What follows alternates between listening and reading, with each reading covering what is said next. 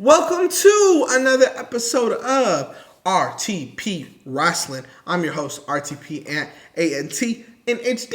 And next to me is nobody because John is out sick this week. Today, we're going to be going through all of the Royal Rumble winners since 2020 and ranking them. I want you to comment down below who the number one Royal Rumble winner is since 2020. Let's get straight to it. At number 12, this is where I had Brock Lesnar 2022. Should come at no surprise for anyone. This is a Royal Rumble that, according to Matt Riddle, he was supposed to win.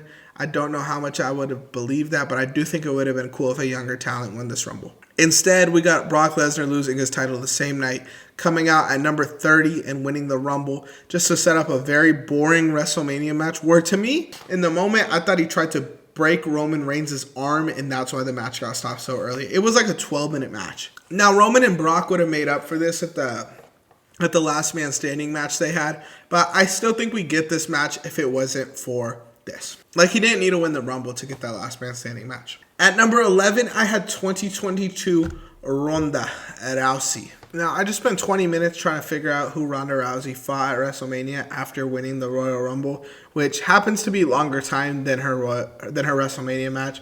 She loses to Charlotte Flair. Like, what was the point of this? This was so forgettable, just like a lot of the stuff with Ronda Rousey in her WWE career. I personally was not a fan of this watching at the time, and I'm honestly glad I forgot it. At number 10, I hate to do this because I hate to jump on a man when he's down, but I had to go with 2025 Jey Uso. The Rumble win was electric. The build-up, to him winning the Royal Rumble and main event Jey coming out and him eliminating John Cena just felt electric. It felt like the right decision at the time. My knock is everything after that. I mean, Jey and Gunther both feuding with the Alpha Academy.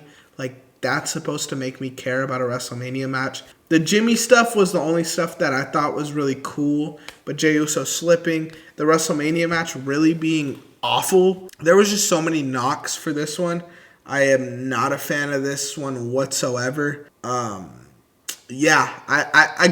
hate to do this because I was a fan of it at the time, and I thought the decision was good, and it just felt like WWE didn't really know what to do with it. I'm not even going to put this as much on Jey Uso as others do. I don't think it was like a terrible call to put it on Jey Uso, but I felt like WWE last year was just focused on Cena. At number 9, I'm going to go with 2024 Bayley. Now, this one is really tough because this Royal Rumble was one of the best Royal Rumbles ever.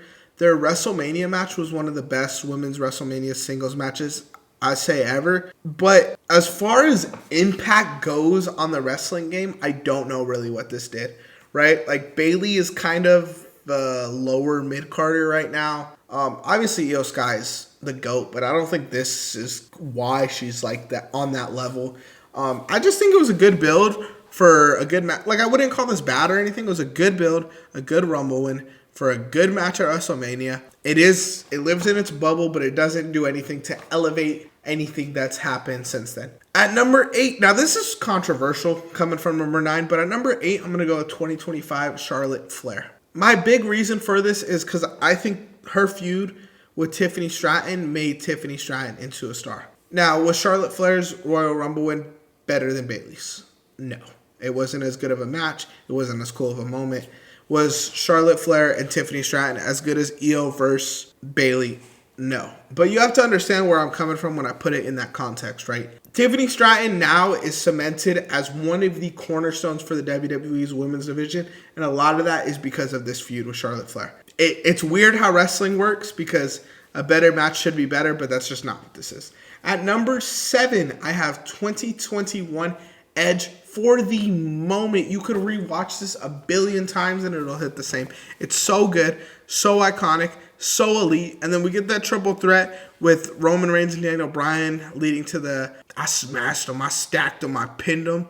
And it puts Roman Reigns in that God mode tier. You know, I feel like this works out better than it should have for an old-ass Edge to be winning the Rumble. And the moment of the Rumble is the main reason why I put it here, but elevating Roman Reigns, now that's something special as well. At number 6, now I know Charlotte Flair haters are going to hate me for this, but I have 2020 Charlotte Flair winning the Royal Rumble because she goes on to pick the NXT champion Rhea Ripley in a good match, a good WrestleMania match, a good Royal Rumble win. But this elevates Rhea Ripley. For a person of Charlotte's caliber, who is probably still a 10-plus time world champion at the time of winning the Rumble, to go after the NXT title just tells you that they believe a lot in Rhea Ripley.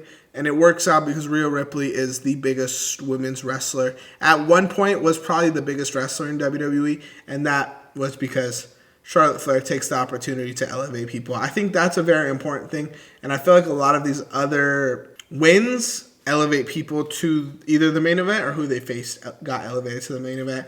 At number 5, I don't know if this is controversial because this moment feels so special, but I have 2024 Cody Rhodes. There's a reason why it's there. I think there's some other stuff that goes into him winning the title at WrestleMania, but the moment of this is amazing. The fight with The Rock, saying that, no, I'm a main event WrestleMania, nothing you gonna do about it, brother. The Roman Reigns match, the moment of Roman Reigns losing.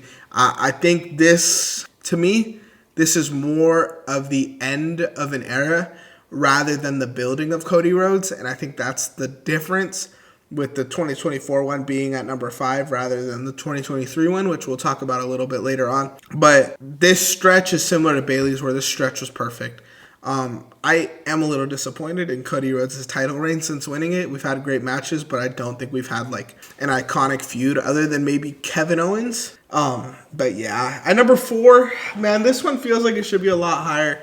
But 2020 Drew McIntyre, we elevate Drew McIntyre into the main event scene with this title, with this Royal Rumble win. He gets the title over Brock Lesnar, and then he is the face of the franchise for 2 or 3 years during the COVID era. So shout out Drew McIntyre for hustling.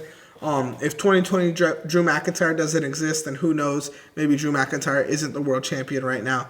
But I do think Drew McIntyre is a guy that will never get the flowers he deserves, especially for the COVID era. But I'm gonna give him his flowers here. At number 3, this is where I had 2023 Rhea Ripley, face of the franchise, the top. At this time, she was the top woman in the women's division. This made a lot of sense. And then she would go on to have that WrestleMania match with Charlotte Flair, which was an amazing match. You know, great wrestling, great graps. Charlotte Flair elevates a talent to the main event once again. Nothing I could complain about here. If this doesn't exist, who knows where Rhea Ripley is as a wrestler. She's probably fine, but this moment gives her that notch up to be the face of the franchise. At number 2, this is another, I don't want y'all to forget about her. 2021 Bianca Belair was unbeatable. We had the Sasha Banks match after this one as well. This was just a great moment all around, and Bianca Belair establishes herself as the face of the franchise for the, again, I think Bianca, Rhea, Io, and then whoever else is underneath them, but those two definitely need their flowers. They're definitely 1A, 1B. I kind of lean more towards Bianca in the ring, Rhea out of the ring, but that's just what it is, you know? So shout out Bianca Belair cementing her number 2 spot. But number 1 is 2023 Cody Rhodes. Maybe this is lame, maybe this is stupid, but 2023 Cody Rhodes, if that doesn't happen, there's no 2024 Cody Rhodes. And him losing in the main event at WrestleMania for the whole build-up to 2024. That's why I have 23, because I feel like 23 and 24 go hand in hand. They kind of, And I do think him losing at the WrestleMania was more fun than him winning at the next WrestleMania. You know, or at least it builds on it. But yeah, maybe I'm crazy. Maybe that's a hot take. Maybe I'm a hater. Maybe all that. But you let me know in the comments down below what you think. I've been RTP, and we out.